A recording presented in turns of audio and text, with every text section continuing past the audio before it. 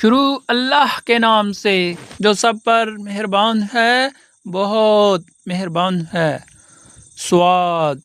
قسم ہے نصیحت پر ایک قرآن کی کہ جن لوگوں نے کفر اپنا لیا ہے وہ کسی اور وجہ سے نہیں بلکہ اس لیے اپنایا ہے کہ وہ بڑھائی کے گھمنڈ اور ہٹ دھرمی میں مبتلا ہیں، اور ان سے پہلے ہم نے کتنی قوموں کو ہلاک کیا تو انہوں نے اس وقت آوازیں دی جب چھٹکارے کا وقت رہا ہی نہیں تھا، اور ان قریش کے لوگوں کو اس بات پر تعجب ہوا ہے کہ ایک خبردار کرنے والا انہی میں سے آ گیا، اور ان کافروں نے یہ کہہ دیا کہ وہ جھوٹا جادوگر ہے۔ کیا اس نے سارے معبودوں کو ایک ہی معبود میں تبدیل کر دیا ہے؟ یہ تو بڑی عجیب بات ہے۔ اور ان میں کے سردار لوگ یہ کہہ کر چلتے بنے کہ چلو اور اپنے خداؤں کی عبادت پر ڈٹے رہو۔ یہ بات تو ایسی ہے کہ اس کے پیچھے کچھ اور ہی ارادے ہیں۔ ہم نے تو یہ بات پچھلے دین میں کبھی نہیں سنی، اور کچھ نہیں، یہ من گھڑت بات ہے۔ کیا یہ نصیحت کی بات ہم سب کو چھوڑ کر اسی شخص پر نازل کی گئی ہے؟ اصل بات یہ ہے کہ یہ لوگ میری نصیحت کے بارے میں شک میں مبتلا ہیں، بلکہ انہوں نے ابھی میرے عذاب کا مزہ نہیں چکھا۔ تمہارا رب جو بڑا داتا، بڑا صاحب اقتدار ہے، کیا اس کی رحمت کے سارے خزانے انہی کے پاس ہیں، یا پھر آسمانوں اور زمین اور ان کے درمیان ہر چیز کی بادشاہت ان کے قبضے میں ہے؟ تو پھر انہیں چاہیے کہ رسیاں تان کر اوپر چڑھ جائیں۔ ان کی حقیقت تو یہ ہے کہ یہ مخالف گروہوں کا ایک لشکر سا ہے جو یہیں پر شکست کھا جائے گا۔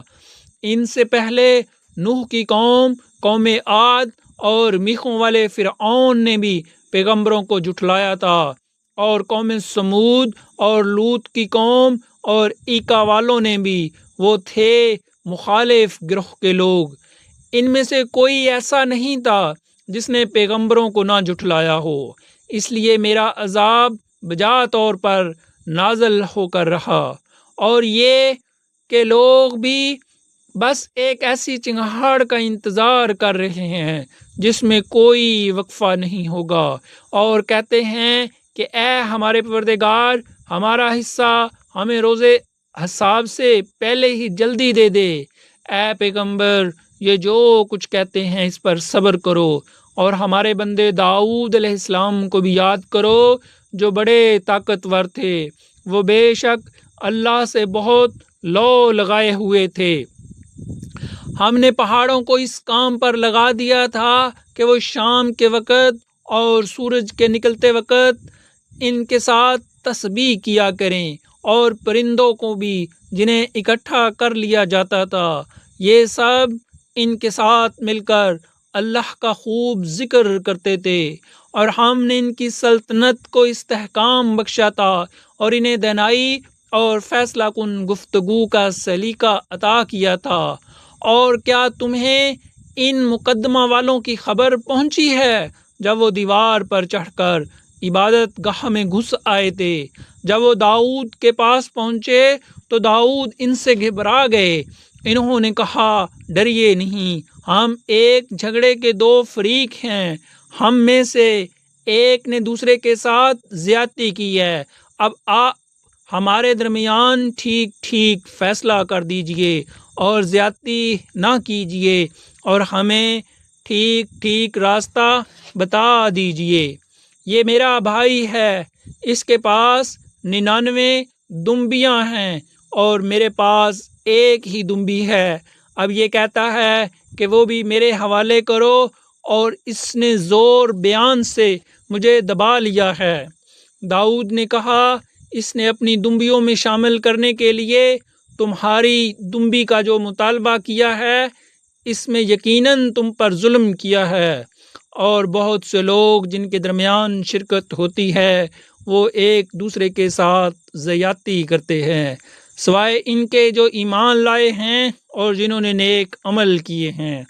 اور وہ بہت کم ہیں۔ اور داؤد کو خیال آیا کہ ہم نے دراصل ان کی آزمائش کی ہے، اس لیے انہوں نے اپنے پروردگار سے معافی مانگی، جھک کر سجدے میں گر گئے اور اللہ سے لو لگائی، چنانچہ ہم نے اس معاملے میں انہیں معافی دے دی، اور حقیقت یہ ہے کہ ان کو ہمارے پاس خاص تقرب حاصل ہے اور بہترین ٹھکانہ۔ اے داؤد، ہم نے تمہیں زمین میں خلیفہ بنایا ہے، لہذا تم لوگوں کے درمیان برحق فیصلے کرو اور نفسانی خواہش کے پیچھے نہ چلو، ورنہ وہ تمہیں اللہ کے راستے سے بھٹکا دے گی۔ اور یقین رکھو کہ جو لوگ اللہ کے راستے سے بھٹک جاتے ہیں ان کے لیے سخت عذاب ہے، کیونکہ انہوں نے حساب کے دن کو بھلا دیا ہے، اور ہم نے آسمان و زمین اور ان کے درمیان جو چیزیں ہیں ان کو فضول ہی پیدا نہیں کر دیا۔ یہ تو ان لوگوں کا گمان ہے جنہوں نے کفر اختیار کر لیا ہے، چنانچہ ان کافروں کے لیے دوزخ کی شکل میں بڑی تباہی ہے۔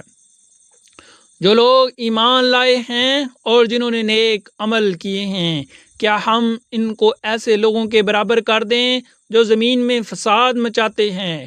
یا ہم پرہیزگاروں کو بدکاروں کے برابر کر دیں؟ اے پیغمبر، یہ ایک بابرکت کتاب ہے جو ہم نے تم پر اس لیے اتاری ہے کہ لوگ اس کی آیتوں پر غور و فکر کریں اور تاکہ عقل رکھنے والے نصیحت حاصل کریں۔ اور ہم نے داؤد کو سلمان جیسا بیٹا عطا کیا ہے، وہ بہترین بندے تھے، واقعی وہ اللہ سے خوب لو لگائے ہوئے تھے۔ وہ ایک یادگار وقت تھا جب ان کے سامنے شام کے وقت اچھی نسل کے عمدہ گھوڑے پیش کیے گئے تو انہوں نے کہا، میں نے اس دولت کی محبت اپنے پروردگار کی یاد ہی کی وجہ سے اختیار کی ہے، یہاں تک کہ وہ اوٹ میں چھپ گئے۔ اس پر انہوں نے کہا، ان کو میرے پاس واپس لے آؤ، چنانچہ وہ ان کی پنڈلیوں اور گردنوں پر ہاتھ پھیرنے لگے۔ اور یہ بھی واقعہ ہے کہ ہم نے سلمان کی ایک آزمائش کی تھی اور ان کی کرسی پر ایک دھڑ لا کر ڈال دیا تھا، پھر انہوں نے اللہ سے رجوع کیا، کہنے لگے، میرے پروردگار میری بخشش فرما دے اور مجھے ایسی سلطنت بخش دے جو میرے بعد کسی اور کے لیے مناسب نہ ہو، بے شک تیری اور صرف تیری ہی ذات وہ ہے جو اتنی سخی داتا ہے۔ چنانچہ ہم نے ہوا کو ان کے قابو میں کر دیا جو ان کے حکم سے جہاں وہ چاہتے ہموار ہو کر چلا کرتی تھی،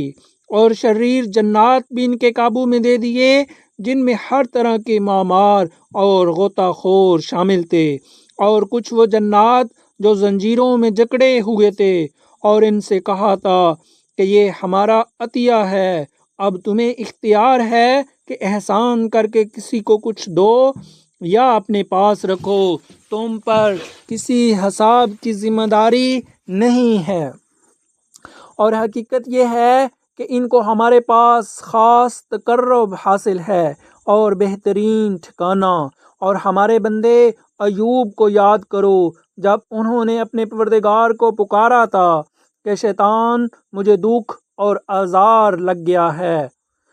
ہم نے ان سے کہا، اپنا پاؤں زمین پر مار لو، یہ ٹھنڈا پانی ہے، نہانے کے لیے بھی اور پینے کے لیے بھی۔ اور اس طرح ہم نے انہیں ان کے گھر والے بھی عطا کر دیے اور ان کے ساتھ اتنے ہی اور بھی، تاکہ ان پر ہماری رحمت ہو اور عقل والوں کے لیے ایک یادگار نصیحت۔ اور ہم نے ان سے یہ بھی کہا کہ اپنے ہاتھ میں تنکوں کا ایک مٹھا لو اور اس سے مار دو اور اپنی قسم مت توڑو، حقیقت یہ ہے کہ ہم نے انہیں بڑا صبر کرنے والا پایا، وہ بہترین بندے تھے، واقعی وہ اللہ سے خوب لو لگائے ہوئے تھے۔ اور ہمارے بندوں ابراہیم، اسحاق اور یعقوب کو یاد کرو جو نیک عمل کرنے والے ہاتھ اور دیکھنے والی آنکھیں رکھتے تھے، ہم نے انہیں ایک خاص وصف کے لیے چن لیا تھا جو آخرت کے حقیقی گھر کی یاد تھی، اور حقیقت یہ تھی کہ ہمارے نزدیک وہ چنے ہوئے بہترین لوگوں میں سے تھے، اور اسماعیل اور یسع اور ذوالکفل کو بھی یاد کرو، اور یہ سب بہترین لوگوں میں سے تھے۔ یہ سب کچھ ایک نصیحت کا پیغام ہے، اور یقین جانو کہ جو لوگ تقوی اختیار کرتے ہیں آخری ٹھکانے کی بہترین انہی کے حصے میں آئے گی، یعنی ہمیشہ بسے رہنے کے لیے جنتیں جن کے دروازے ان کے لیے پوری طرح کھلے ہوں گے، جہاں وہ تکیہ لگائے ہوئے بہت سے میوے اور مشروبات منگوا رہے ہوں گے، اور ان کے پاس وہ ہم عمر خواتین ہوں گی جن کی نگاہیں اپنے شوہروں پر مرکوز ہوں گی۔ یہ ہے وہ نعمتوں سے بھری زندگی جس کا تم سے روز حساب میں وعدہ کیا گیا ہے۔ یقیناً یہ ہماری عطا ہے جو کبھی ختم ہونے والی نہیں۔ ایک طرف تو یہ ہے، اور دوسری طرف جن لوگوں نے سرکشی اختیار کی ہے، یقین جانو ان کا آخری ٹھکانہ بہت برا ہوگا، یعنی وہ دوزخ میں داخل ہوں گے، پھر وہ ان کا بدترین بستر بنے گی۔ یہ ہے کھولتا ہوا پانی اور پیپ، اب وہ اس کا مزہ چکھیں، اور ان طرح طرح کی چیزوں کا جو اسی جیسی تکلیف دہ ہوں گی۔ جب وہ اپنے پیروکاروں کو آتا دیکھیں گی تو ایک دوسرے سے کہیں گے کہ یہ ایک اور لشکر ہے جو تمہارے ساتھ گھسا چلا آ رہا ہے، پھٹکار ہو ان پر، یہ سب لوگ آگ میں جلنے والے ہیں۔ وہ آنے والے کہیں گے نہیں، بلکہ پھٹکار تم پر ہو، تم ہی تو مصیبت ہمارے آگے لائے ہو، اب تو یہی بدترین جگہ ہے جس میں رہنے ہوگا۔ پھر وہ اللہ تعالیٰ سے کہیں گے اے ہمارے پروردگار، جو شخص بھی یہ مصیبت ہمارے آگے لایا ہے اسے دوزخ میں دوگنا عذاب دیجیے۔ اور ایک دوسرے سے کہیں گے کیا بات ہے کہ ہمیں وہ لوگ جہاں دوزخ میں نظر نہیں آ رہے جنہیں ہم برے لوگوں میں شمار کرتے تھے، کیا ہم نے ان کا ناحق مذاق اڑایا تھا یا انہیں دیکھنے سے نگاہوں کی غلطی لگ رہی ہے؟ یقیناً دوزخیوں کے آپس میں جھگڑنے کی یہ ساری باتیں بالکل سچی ہیں جو ہو کر رہیں گی۔